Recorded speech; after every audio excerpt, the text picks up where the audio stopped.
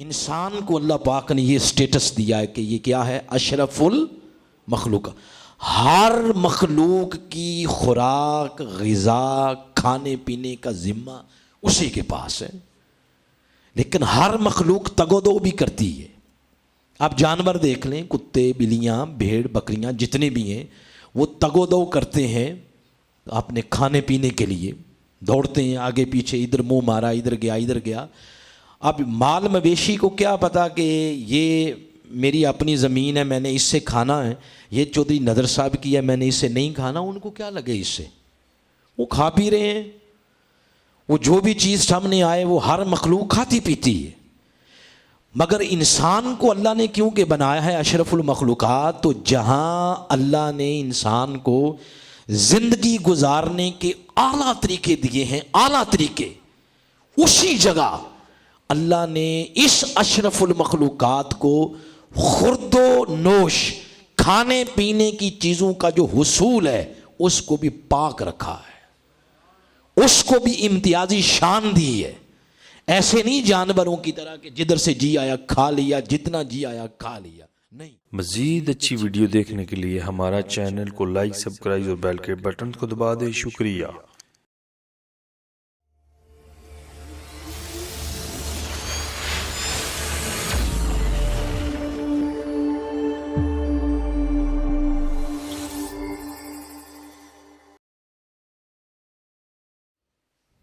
نحمده ونصلي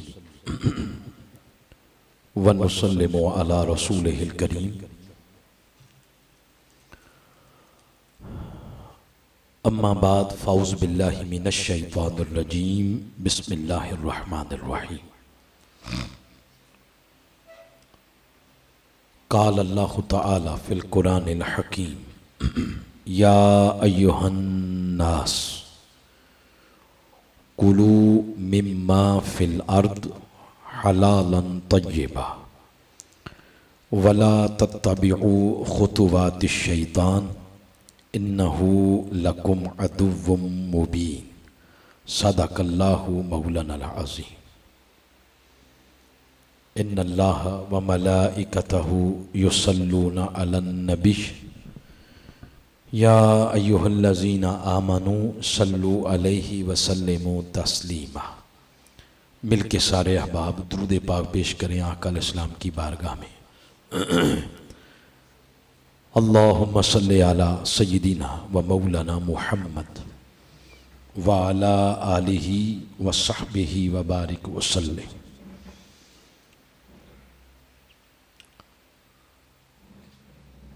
واجب الاحترام معزز علماء کرام، معزز قائدین تحریک منہاج القرآن، بالخصوص محترم چودھری نظر صاحب، ضلع صدر تحریک منہاج القرآن ضلع چکوال، تحصیل کے قائدین، بالخصوص محترم ملک نظر صاحب، صدر تحریک منہاج القرآن تحصیل چکوال، اور ان کی جملہ ٹیم، جملہ فورمز کے قائدین، پاکستان عوامی تحریک، ایم ایس ایم، منہاج القرآن یوتھ لیگ، منہاج القرآن ویمن لیگ اور منہاج القرآن علماء کونسل، جملہ فورمز کے قائدین، جملہ رفقاء، وابستگان، قائدین اور تحریک منہاج القرآن چکوال کی دعوت پر تشریف لانے والے جملہ معزز خواتین و حضرات، اللہ کی توفیق سے رمضان المبارک کے بعد پہلی دفعہ ماہانہ درس عرفان القرآن میں اس اجتماع میں ہم سب شریک ہیں. میرے ساتھ منہاج القرآن یوتھ لیگ جہلم کے سپوت محترم وقاص صاحب بھی تشریف لائے ہیں، انہیں بھی اس پروگرام میں شامل ہونے پر خوش آمدید. میں قبل اس کے کہ گفتگو شروع کروں، میں سب سے پہلے بہت بڑی مبارکباد حضور شیخ الاسلام کی طرف سے اور مرکز منہاج القرآن کی طرف سے تحریک منہاج القرآن اور جملہ فورمز کے قائدین کو مبارکباد دینا چاہتا ہوں، جنہوں نے بڑے اعلیٰ پیمانے پر اور بہت اچھے انتظام و انصرام سے رمضان المبارک کی بابرکت گھڑیوں میں 6 روزہ دروس عرفان القرآن منعقد کیے، جن میں سے ہر پروگرام پہلے سے بڑھ کے ہوا، اور بالخصوص آخری پروگرام جس میں ہمارے شیخ محترم کا خطاب تھا تو وہ باقی سب سے بڑھ کے ہوا۔ میں اچھے انتظام و انصرام پر تحصیلات اور ضلع کی پوری ٹیم اور جملہ فورمز کے قائدین کو حضور شیخ الاسلام کی طرف سے اور مرکزی نظامت دعوت کی طرف سے مبارکباد پیش کرتا ہوں۔ اللہ کی بارگاہ میں دعا ہے جنہوں نے ان پروگراموں کے اندر اپنی توانائیوں کو صرف کیا، اللہ ان کو قبول کرے اور اپنی بارگاہ سے قربت کا نور عطا فرمائے۔ آج ہم جس موضوع پر گفتگو کریں گے، آپ کو علم ہے کہ سورۃ الحدید کا تسلسل جاری ہے، لیکن اس دفعہ مرکز میں فیصلہ ہوا کہ ہم اپنے اس تسلسل کو روکیں گے کوئی سال ڈیڑھ کے لیے اور مختلف موضوعات پر گفتگو کریں گے۔ اس ماہ کا جو موضوع فائنل ہوا وہ ہے رزق حلال اور اس کی برکات۔ اگلے مہینے موضوع ہوگا رزق حرام اور اس کے نقصانات۔ تو انشاءاللہ ہر اگلے مہینے کا جو موضوع ہے وہ یہاں سٹیج پر اناؤنس کر دیا جائے گا۔ اس دفعہ ہمارا موضوع ہے رزق حلال اور اس کی برکات۔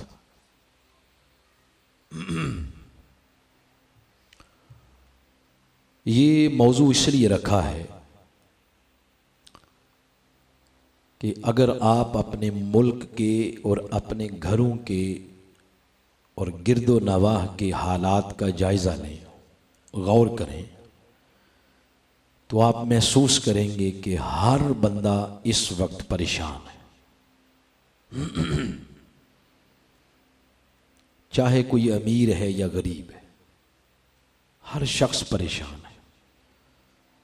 کہیں مالی پریشانی، کہیں اولاد کی نافرمانی کی پریشانی، کہیں کوئی شکوہ کرتا ہے کہ میری فلاں دعا جو اتنے عرصے سے میں مانگ رہا ہوں وہ قبول نہیں ہو رہی، کہیں کوئی شکوہ کرتا ہے کہ دولت کی بھی کمی نہیں لیکن ذہنی سکون کوئی نہیں اور قلبی اطمینان نہیں۔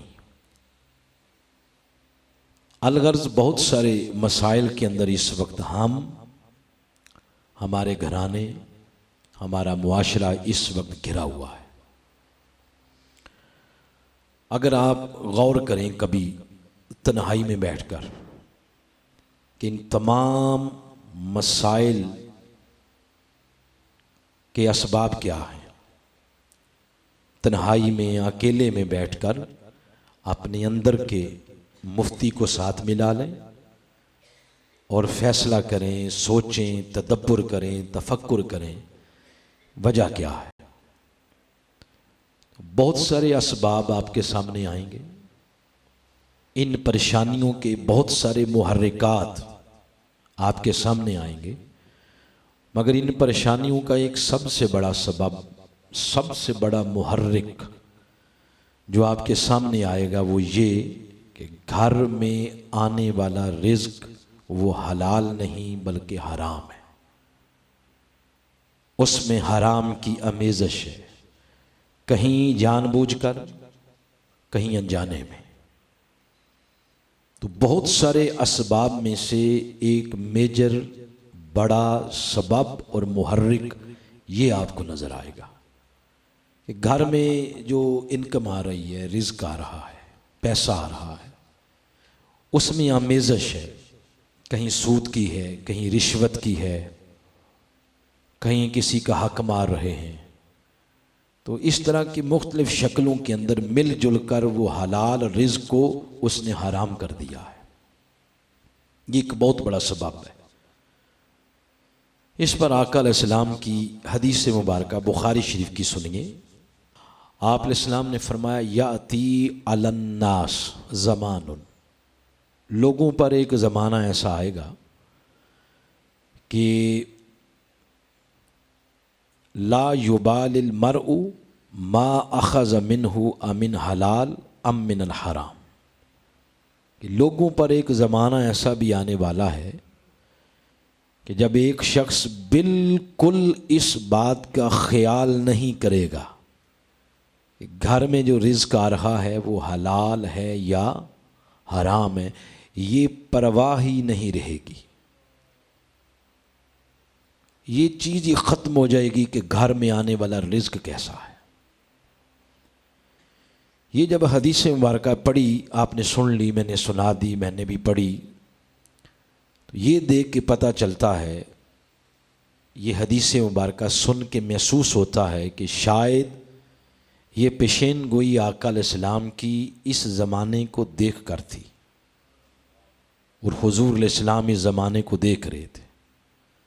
اس پیشین گوئی کا اطلاق بالکل اس وقت ہمارے حالات پر ہوتا ہے۔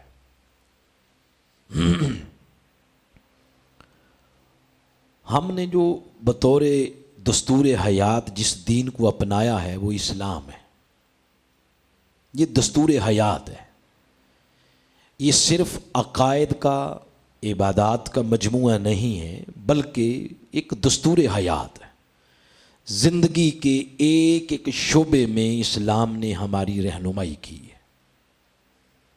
یہ جہاں یہ کہتا ہے کہ اخلاقیات بندے کی درست کرتا ہے، سچ بولنا ہے، یہ اخلاق اپنائیں، اپنی سیرت کو ایسا رکھیں، اپنے کردار کو ایسا رکھیں، وہاں پر اسلام نے ہمیں ایک عادلانہ معاشی سسٹم بھی دیا ہے، ایک پاکیزہ معاشی سسٹم دیا ہے۔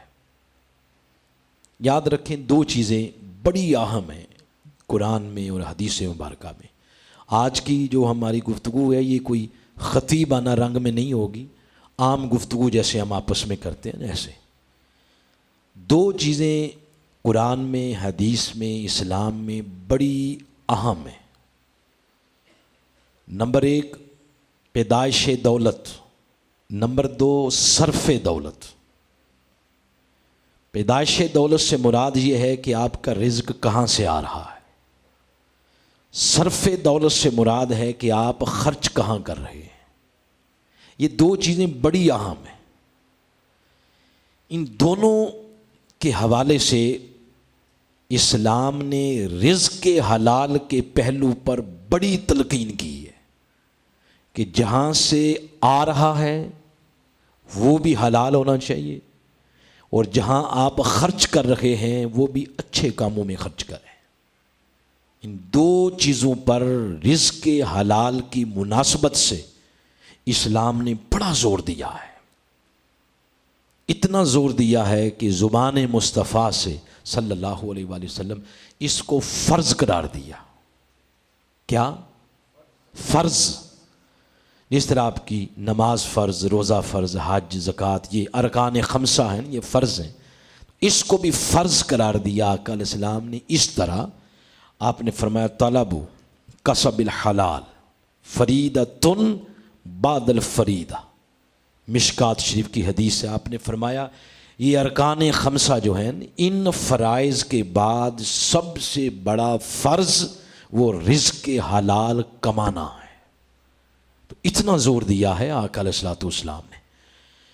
اگر ہم رزق حلال کمانا اور بچوں کو، گھر والوں کو، فیملی کو رزق کے حلال کھلانا شروع کر دیں، بہت ساری 70-80% پریشانیاں آپ کی ختم ہو جائیں گی۔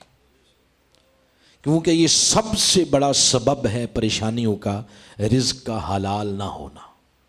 اولاد بھی صبرے گی، فرما بردار ہوگی، پریشانیوں سے چھٹکارا ملے گا، ذہنی سکون ملے گا، دلی اطمینان ملے گا، آپ سکون میں چلے جائیں گے، اور بہت ساری الجھنوں اور پریشانیوں سے خود بخود آپ محفوظ ہو جائیں گے رزق حلال کی برکت سے۔ اب آپ اس سے اندازہ لگا لیں، نماز کا جو اللہ پاک نے حکم دیا ہے نا قرآن میں، وہ کوئی 80 بار ہے، 80 بار حکمیہ انداز میں نماز کا ذکر ہوا ہے۔ مگر رزق کا جو ذکر ہے نا قرآن پاک میں، رزق، اس کا ذکر 123 مرتبہ آیا ہے۔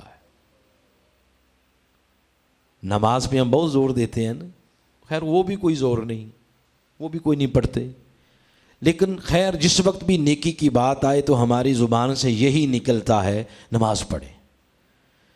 اس کا حکم آیا 80 بار، اور رزق اس کا ذکر آیا ہے قرآن حکیم میں 123 بار، جس سے اگر ہم یہ نتیجہ نکال لیں تو میرے خیال میں مبالغہ نہیں ہے، یہ اگر نتیجہ نکال لیں وہ یہ کہ نماز، روزہ، حج، زکوٰۃ، عبادات اسی بندے کی قبول ہوں گی جس کے پیٹ میں جانے والا لقمہ حلال کا لقمہ ہوگا۔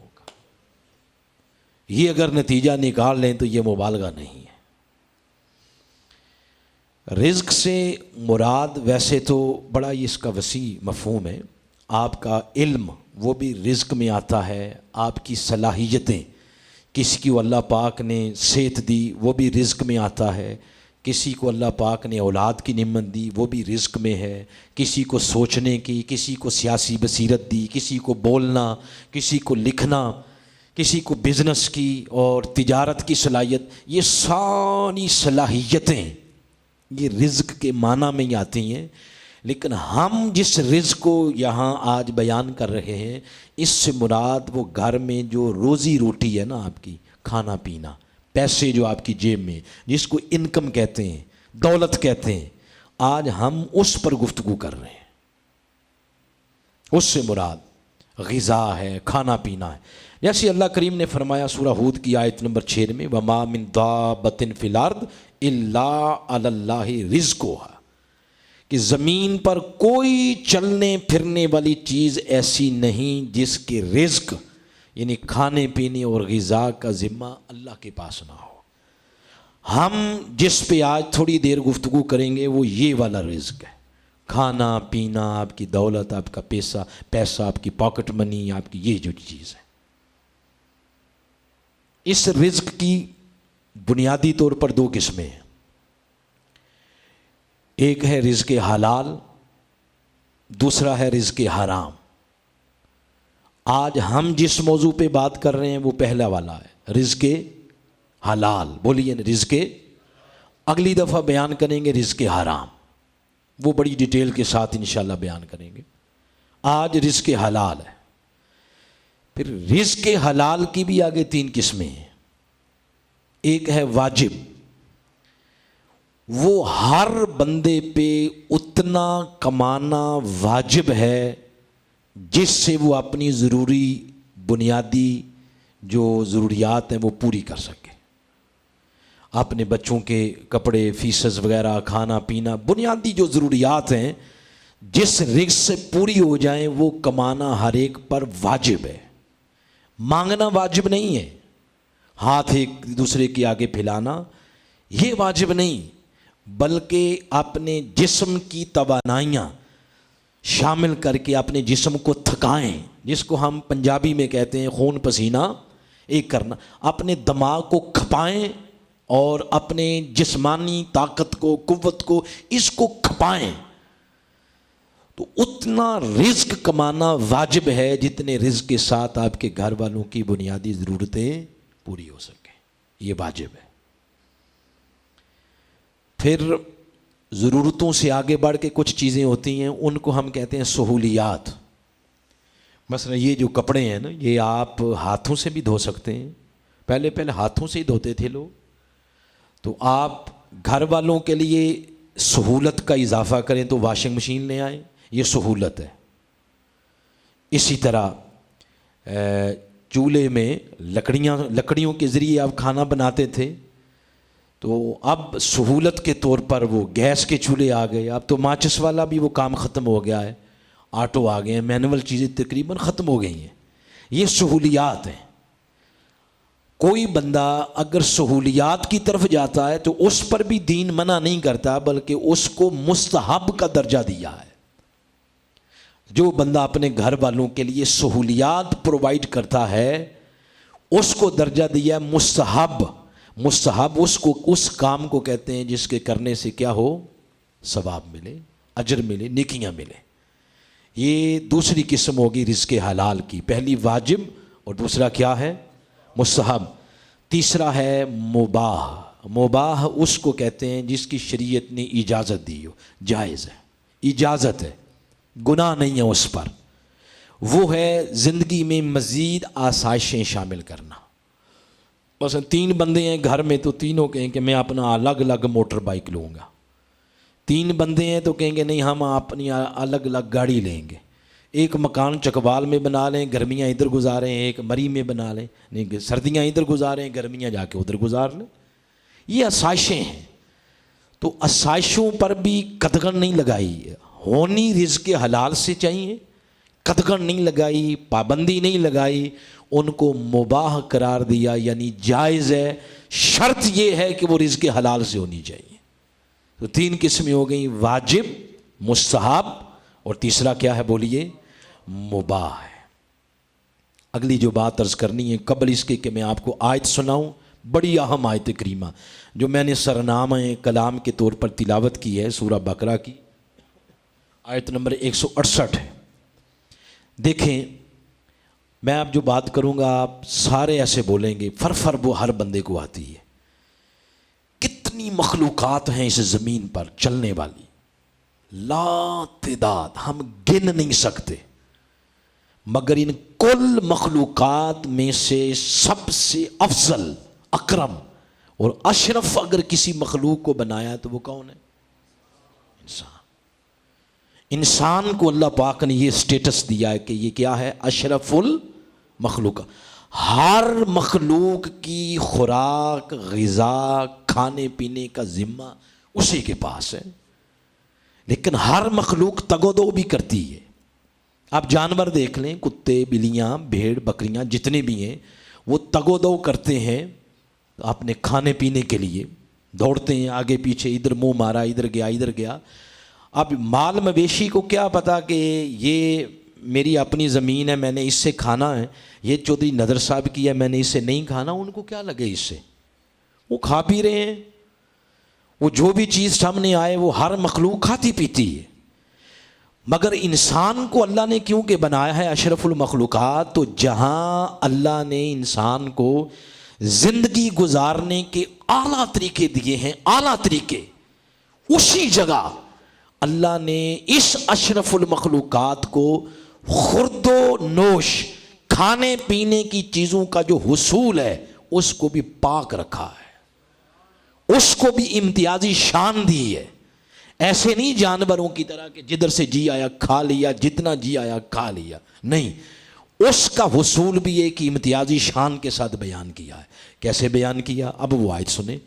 فرمایا یا ایھا الناس، یہ نہیں فرمایا یا ایھا المسلم، یہ نہیں فرمایا یا ایھا الذین آمنوا، بلکہ کیا فرمایا یا ایھا الناس، اے لوگو۔ جب اللہ کریم یہ فرماتا ہے اے لوگو، اس وقت اس سے مراد مسلم بھی ہے اور غیر مسلم بھی ہے، سکھ بھی، ہندو، یہودی، عیسائی، بدھ مت، اپنا بھی، پرایا بھی، مومن بھی، مسلم بھی، غیر مسلم بھی، تو کل نسل انسانیت کو اللہ نے خطاب کیا ہے۔ اور خطاب کر کے کیا فرمایا؟ فرمایا کلوا مما فی الارض حلالا طیبا، فرمایا اے لوگو زمین کی چیزوں میں سے جو حلال اور پاکیزہ ہے وہ کھاؤ، یعنی حلال اور پاکیزہ کھانے کا حکم کل انسانیت کو اللہ نے دیا ہے۔ اس میں مسلم بھی ہیں اور غیر مسلم بھی ہیں۔ اب ذرا آپ سوچیں ذرا کہ اگر عام انسان جو مسلم نہیں، اس کو پیدا کرنے والا رب فرما رہا ہے کہ حلال کھاؤ اور طیب کھاؤ، تو مسلمان کے لیے کتنا ضروری ہے حلال اور طیب کھانا۔ عام بندے کو اللہ یہ فرما رہا ہے، الناس کے لفظ کے ذریعے اللہ خطاب کر رہا ہے نا، ہر شخص کو اللہ نے فرمایا حلال کھاؤ اور پاکیزہ کھاؤ۔ اس سے اندازہ لگائیں کہ حلال اور پاکیزہ کھانا ایک مسلم اور بندے مومن اور کلمہ گو اس کے لیے کتنا ضروری ہے۔ اگر عام انسان کو اللہ یہ فرما رہا ہے تو ہر انسان کو اللہ نے فرما دیا پاک کھاؤ اور پاکیزہ کھاؤ۔ اب آپ سوچیں گے کہ جو عام بندہ ہے اسے کیا کرنا ہے پاکیزہ اور حلال کھا کے؟ تو کیا پتا کیا معلوم کہ حلال اور پاکیزہ کھاتے کھاتے کھاتے ایک وقت آئے کہ مرنے سے پہلے اللہ اس کو بھی ایمان کی دولت عطا فرما دے، وہ پاکیزہ کھانے کی برکت سے، حلال کھانے کی برکت سے۔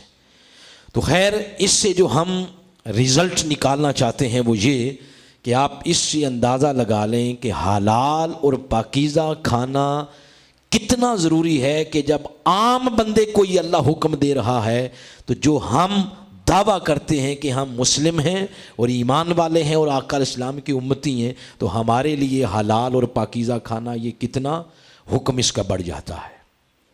اگلی بات اب جو عرض کرنا چاہتا ہوں، یہ سورہ نحل کی آیت نمبر 114 ہے۔ دیکھیں، آپ مغرب پڑھ کے آئے، عشاء پڑھ کے آئے، پھر اللہ کرے آپ سب فجر پڑھیں، نماز پڑھ رہے ہیں، پچھلے مہینے آپ نے روزے رکھے ہیں، اللہ کرے آپ کو اگلے سال کے بھی روزے میسر آ جائیں۔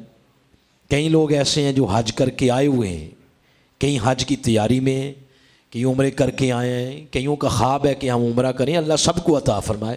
یہ ساری عبادتیں، نماز، روزہ، حج، زکوٰۃ، صدقات، حسنات، تقوی، زہد، ورع، یہ سب عبادات۔ تو کیا خیال ہے، کسی بندے کا دل ہے کہ میں نماز پڑھوں اور نماز قبول نہ ہو؟ بولیے، ہر بندے کا دل ہے کہ میری نمازیں قبول ہو جائیں، عبادت قبول ہو اور میں بندگی کا حق ادا کر دوں۔ اب بندگی کا حق ادا کیسے ہوتا ہے؟ اس پر اللہ پاک نے سورہ نحل کی آیت نمبر 114 میں فرمایا فَكُلُوا مِمَّا رَزَقَكُمُ اللَّهُ حَلَالًا طَيِّبًا، فرمایا پاکیزہ حلال کھاؤ اور پاکیزہ کھاؤ، وَاشْكُرُوا نِعْمَتَ اللَّهِ، اور کھانے کے بعد اللہ کی نعمت کا شکر ادا کرو، ان کنتم ایاہ تعبدون، اگر تم صرف اسی کی عبادت کرتے ہو۔ اب ان لفظوں کو ملا کے ذرا رزلٹ نکالیں کہ پتہ کیا چلا۔ ان لفظوں کو ملا کے پتہ یہ چلا کہ پہلے رزق حلال کا ذکر، اس کے بعد اللہ کی عبادت کا ذکر۔ نتیجہ یہ نکلا کہ اللہ یہ فرمانا چاہتا ہے کہ لوگوں، اگر تم میری بندگی کا حق ادا کرنا چاہتے ہو تو میری بندگی کا حق اس وقت تک ادا نہیں ہوتا جب تک تمہارے پیٹ میں جانے والا لقمہ حلال کا لقمہ نہ ہو، بغیر نہ اس کی بندگی کا حق ادا نہیں ہو سکتا۔ پھر اس کے بعد اللہ تعالیٰ نے سورۃ المائدہ کی آیت نمبر 88 میں یہی بات تقوی کی مناسبت سے کی ہے کہ تقوی کا معنی ہے اللہ کا ڈر، اللہ کا خوف، پرہیزگاری، گناہوں سے بچنا۔ تو تقوی کسے میسر ہوتا ہے؟ آج کل دیکھیں ہم اکثریت ہم جتنے بیٹھے ہیں، میرے خیال غالب گمان ہے میرا ایسا ہی ہوگا کہ کسی نہ کسی مرشد کے لڑ لگے ہوئے ہیں، دامن پکڑا ہوا ہے۔ خواہش یہی ہوتی ہے کہ ہمیں مرشد اپنی باطنی نگاہ سے تقوی کے رستے پہ چلا دے، خواہش یہی ہوتی ہے۔ لیکن پاکستان میں تو وہ خواہش بھی بدل گئی ہے، یہاں مرید بھی اسی چکر میں ہوتے ہیں کہ بیڑا پار ہو جائے، اور مرشد بھی اسی چکر میں ہوتا ہے کہ آئے ہیں تو کیا لے کے آئے ہیں اور جائیں گے تو کیا دے کے جائیں گے، بلکہ ان کی گاڑیاں، ان کے کاروبار، ان کے گھر، سب کچھ مریدوں کے نذرانوں سے چلتا ہے۔ کیا تقوی ملے گا پھر؟ کیا وہ آپ کو تقوی دیں گے اور کیا ان کا خود کا تقوی ہے؟ جن کا سب کچھ آپ کے نذرانوں پہ چل رہا ہے. خیر یہ ایک درد دل ہے, ادھر کیا جانا. ہم کہتے ہیں تو اپنی نبھا تینوں ہور نال کی, تو پگڑی سنبھال تینوں چور نال کی, تو ہم اپنی بات کرتے ہیں. میں بات یہ کر رہا ہوں کہ اس آیت کریمہ میں اللہ پاک نے تقوی اور رزق حلال کو جوڑ کے بیان کیا اور فرمایا وَكُلُوا مِمَّا رَزَقَكُمُ اللَّهُ حَلَالًا طَيِّبًا وَاتَّقُوا اللَّهَ الَّذِي أَنْتُمْ بِهِ مُؤْمِنُونَ. پہلے رزق حلال اور طیب رزق کا ذکر کیا, پھر تقوی کی بات کی. اس کا معنی یہ ہے کہ اس وقت تک تقوی کی گرد بھی کسی کو مل نہیں سکتی جب تک اس کے گھر میں آنے والا رزق حلال نہ ہو. تقوی بھی نہیں مل سکتا. اس سے آگے بڑھیں. اب بات اللہ پاک نے ایمان والوں سے کی ہے. ایمان والوں سے فرمایا, پہلے انسانوں سے تھی, اب ایمان والوں سے کی. فرمایا یا ایھا الذین آمنوا. اب ایمان والوں سے فرمایا. ایمان والوں کا ذکر کر کے اب آگے حیران کن بات سورۃ المومنون کی آیت نمبر 51 ہے. اس میں اب فرمایا یا ایھا الرسل. اللہ اپنے پیغمبروں کو مخاطب کر رہا ہے, رسولوں کو مخاطب کر رہا ہے. اے رسولو. اور اس سے ویسے ہمارے ذہن میں 1% بھی یہ نہیں آنا چاہیے ان کے رزق کے بارے میں کوئی اور چیز. یہ اصل میں نام ان کا لیا ہے اور سنایا اللہ نے ہمیں, سنایا اس نے ہمیں, نام ان کا لیا ہے. فرمایا یا ایھا الرسل کلوا من الطیبات واعملوا صالحا. فرمایا اے رسولو پاکیزہ کھاؤ اور نیک عمل کرتے رہو. یہ رسولوں کو اللہ فرما رہا ہے. یہ وجہ ہے کہ جب ہم آدم علیہ السلام کو دیکھتے ہیں تو وہ کھیتی باڑی کرتے تھے, زمیندارہ کرتے تھے آدم علیہ السلام. داؤد علیہ السلام کو دیکھتے ہیں تو لوہے کا کام کرتے تھے. ادریس علیہ السلام کو دیکھتے ہیں تو وہ کپڑے سینے کا کام کرتے تھے. یعنی ہر نبی اور ہر رسول نے اپنے ہاتھ سے کمایا ہے. ادریس علیہ السلام وہ کام کرتے تھے, کپڑے سینے کا درزی تھے. نوح علیہ السلام ہیں وہ نجاری یعنی بڑھئی کا کام کرتے تھے. موسیٰ علیہ السلام انہوں نے بکریاں چرائی ہیں. جب وہ مدین میں گئے اور کنویں پر پانی پینے کے لیے رکے تو لوگ اپنی اپنی بکریوں کو پانی پلا رہے تھے, تو انہوں نے دیکھا کہ 2 لڑکیاں کھڑی ہیں, ان کی بکریوں کو کوئی بھی پانی نہیں پلانے دے رہا, وہ سائڈ پہ کھڑی ہیں. تو موسیٰ علیہ السلام نے آگے بڑھ کے ان 2 لڑکیوں کے ریوڑ کو پانی پلا دیا. وہ لڑکیاں گھر گئیں, جا کے اپنے ابا جان کو, یعنی شعیب علیہ السلام ان کے ابا جان تھے, پیغمبر ہے, انہیں بتایا کہ آج ایسا جوان دیکھا ہے, بڑی پاک نگاہ, پاکیزہ کردار اس کا. تو شعیب علیہ السلام نے فرمایا جاؤ اسے بلا لاؤ. موسیٰ علیہ السلام کو وہ بلا لائیں. تو شعیب علیہ السلام کے گھر میں آپ کوئی 8-10 سال رہے, ان کی بکریاں چرائیں, اور 8-10 سال کے بعد ان کو پھر شعیب علیہ السلام نے اپنی لڑکیوں میں سے ایک بیٹی کے ساتھ نکاح کر دیا. 8-10 سال موسیٰ علیہ السلام بکریاں چراتے رہے. آقا علیہ السلام کے بارے میں آتا ہے کہ قریش میں سے کسی قبیلے کی ایک روزانہ پہ ایک قیرات کہتے ہیں, ایک اس دور کی کرنسی تھی, تو اس پر آپ بکریاں چراتے تھے. آقا علیہ السلام خود محنت کرتے تھے, حضور علیہ السلام.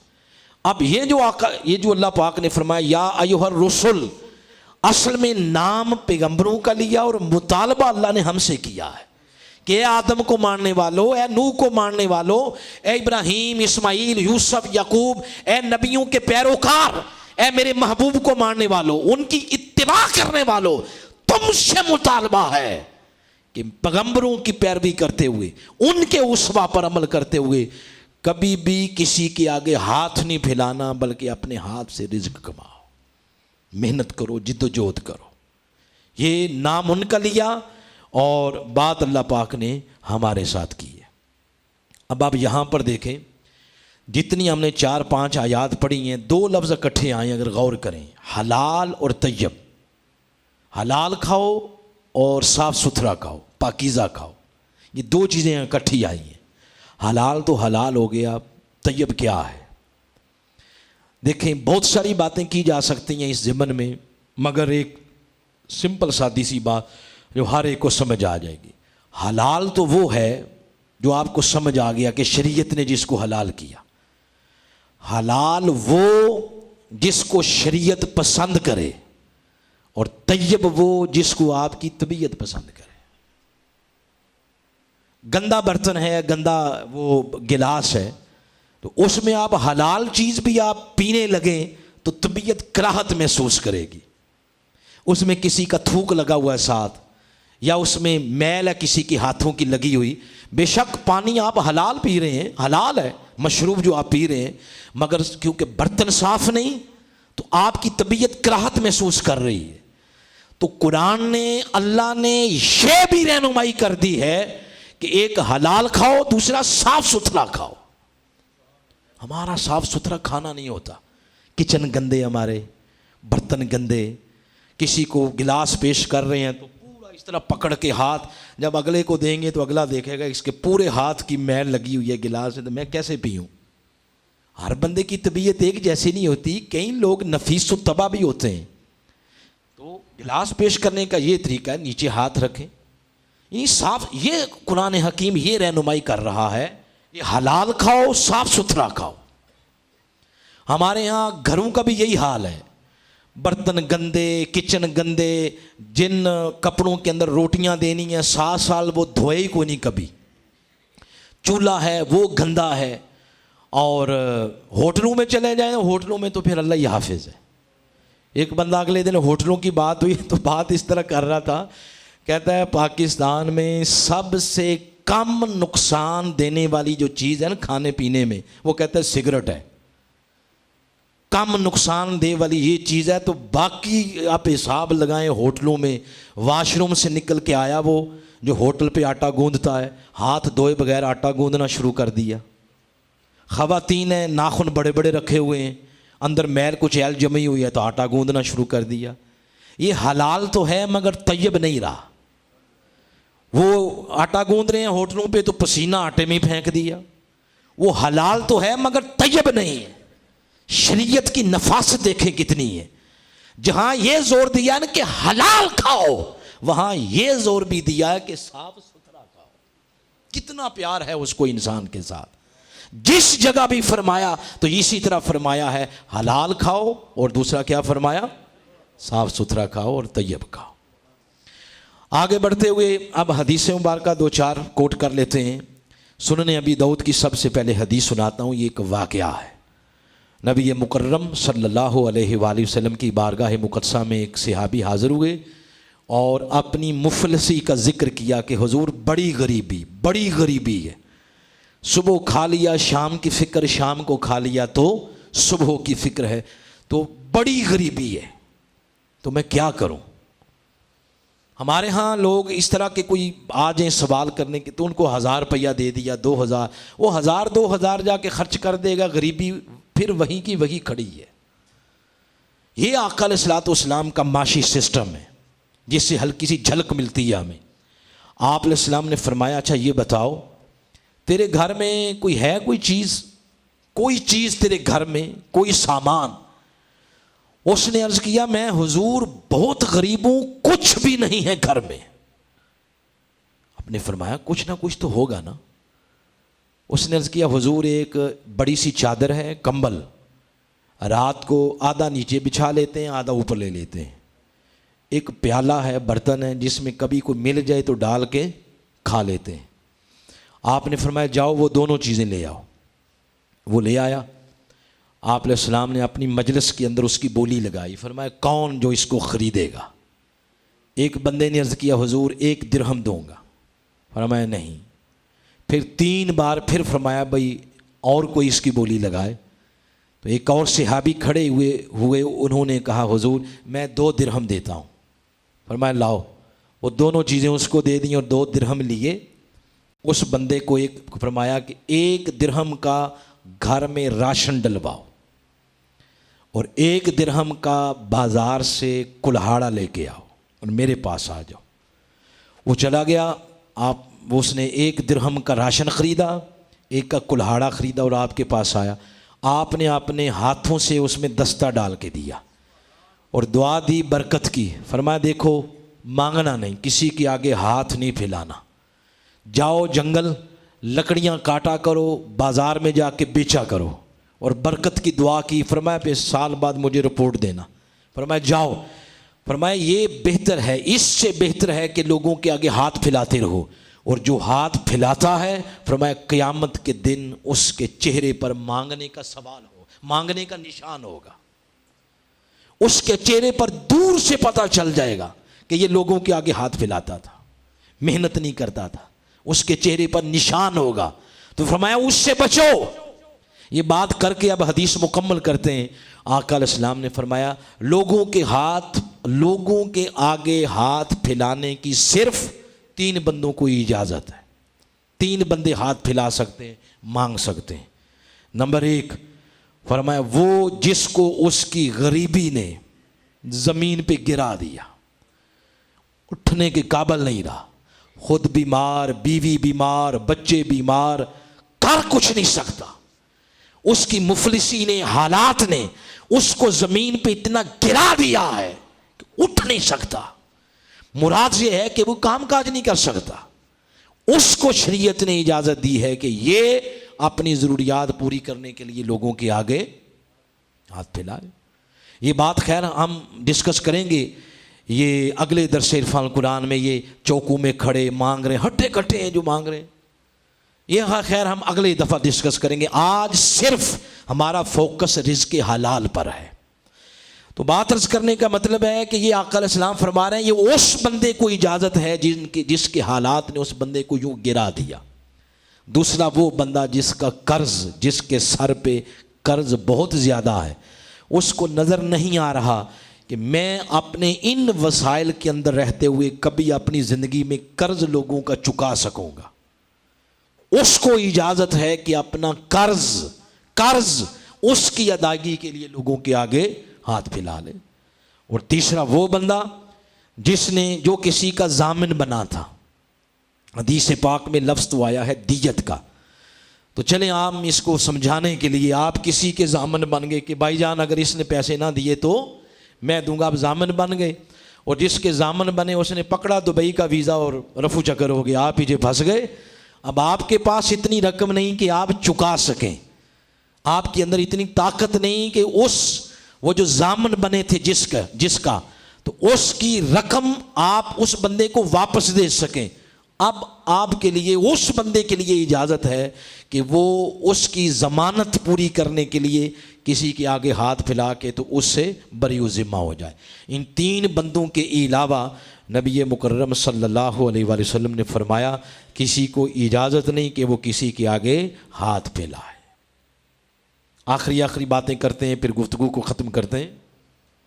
پھر اسی طرح حدیث مبارکہ ہے، مسند احمد بن حنبل کی ہے، اور حضرت رافع رضی اللہ تعالیٰ عنہ بیان کرتے ہیں۔ باتیں سمجھ آ رہی ہیں کوئی؟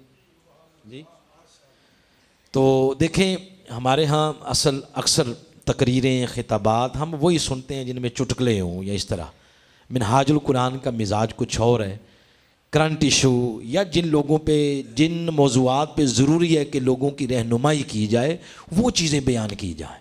انسان عمل کے سانچے میں ڈھلے، یہ دنیا اس کی بہتر ہو، اور یہ دنیا عمل صالح کے نور کے ساتھ بہتر ہوگی تو آخرت اس بندے کی بہتر ہوگی۔ بات عرض کرنے کا مطلب یہ ہے کہ حضرت رافع بیان کرتے ہیں کہ آقا سے کسی نے پوچھا ای الکسب اطیب، حضور سب سے پاکیزہ کمائی کس بندے کی ہے اور کون سی ہے؟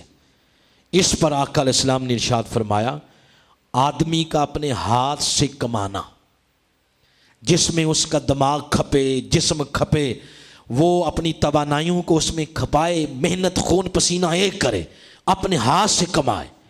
اور دوسرا فرمایا ہر وہ تجارت جو پاک بازی کے ساتھ کی جائے، یعنی اسلام کے دیے ہوئے اصولوں کے مطابق کی جائے۔ فرمایا سب سے پاکیزہ رزق یہ ہے۔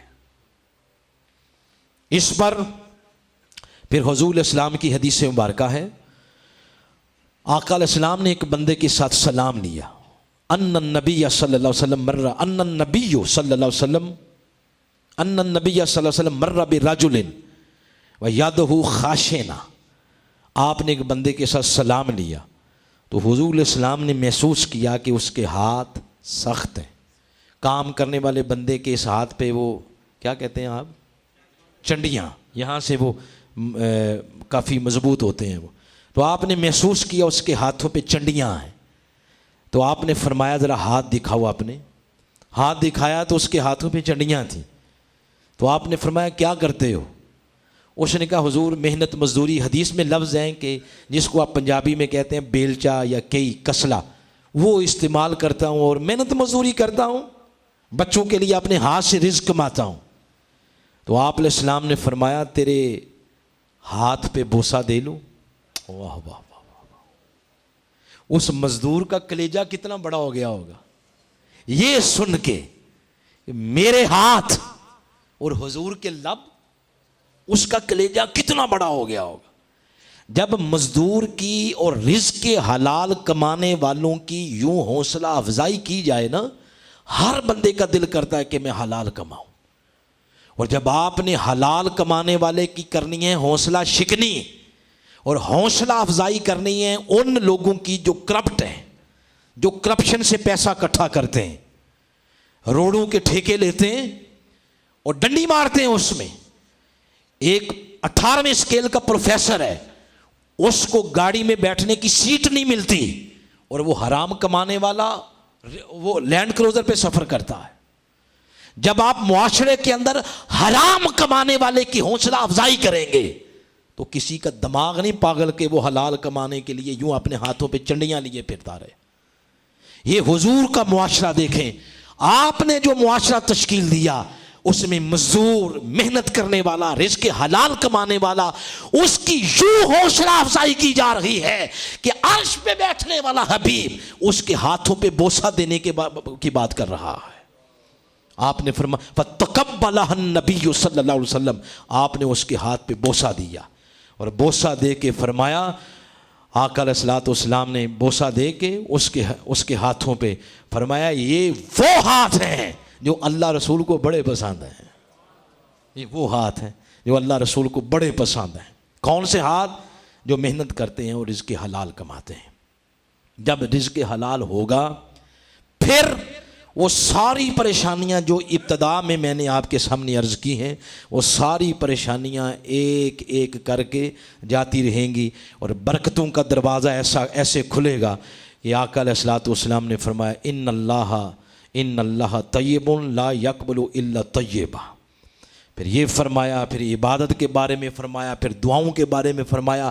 رزق ادھر سے حلال آتا گیا، ادھر سے عبادتیں قبول ہوتی گئیں، ادھر سے دعائیں قبول ہوتی گئیں، ادھر سے اولاد نیک ہوتی چلی گئی۔ اولاد بے شک ہاسٹل میں رہتی ہے مگر گھر سے رزق حلال کھا کے وہ بڑی ہوئی ہے۔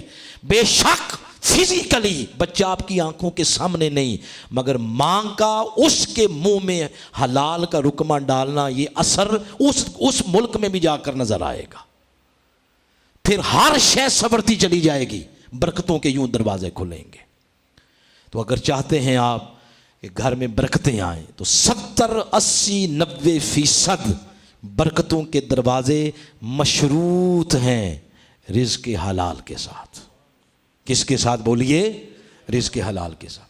آج جب آپ نے یہ بات سن لی تو منہاج القرآن کے اس ماہانہ درس عرفان القرآن میں جب سن لی، آج گھر جائیں تو لسٹ بنائیں، دیکھیں کہ گھر میں جو رزق آ رہا ہے، آپ کما رہے ہیں، بیٹے ہیں، گھر والے اگر کما رہے ہیں یا بیٹیاں ہیں، لسٹ بنائیے کہاں کہاں سے آ رہا ہے، بجلی کا بل کہاں سے پے ہو رہا ہے، بیٹا اگر ایس پی ہے، انسپیکٹر ہے، ایس ایچ او ہے، سیلری اس کی اتنی ہے مگر دیکھیں کہ اس کے باقی حالات کیسے ہیں، تو کیا اتنی سیلری میں وہ حالات مینج ہو سکتے ہیں؟ اگر نہیں تو ضرور کہیں گڑبڑ ہے۔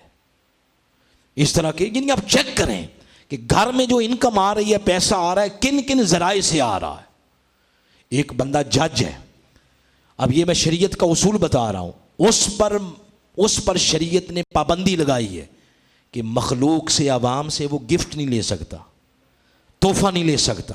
کیوں؟ اگر وہ جج نہ ہوتا اس کو کون تحفہ دیتا؟